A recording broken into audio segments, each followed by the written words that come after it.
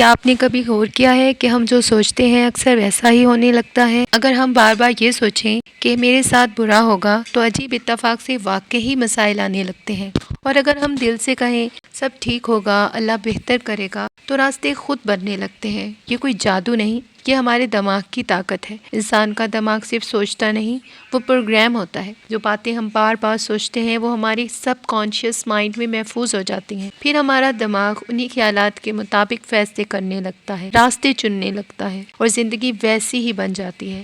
اس لیے کچھ لوگ ہر وقت شکر گزاری سے کام لیتے ہیں، کیونکہ شکر گزاری دماغ کو یہ احساس دیتی ہے کہ ہمارے پاس پہلے ہی بہت کچھ ہے، اور جب دماغ کو خوشی اور امید کا سگنل ملتا ہے تو وہ مزید اچھے موقع تلاش کرنے لگتا ہے۔ اس کو کہتے ہیں برین پروگرامنگ۔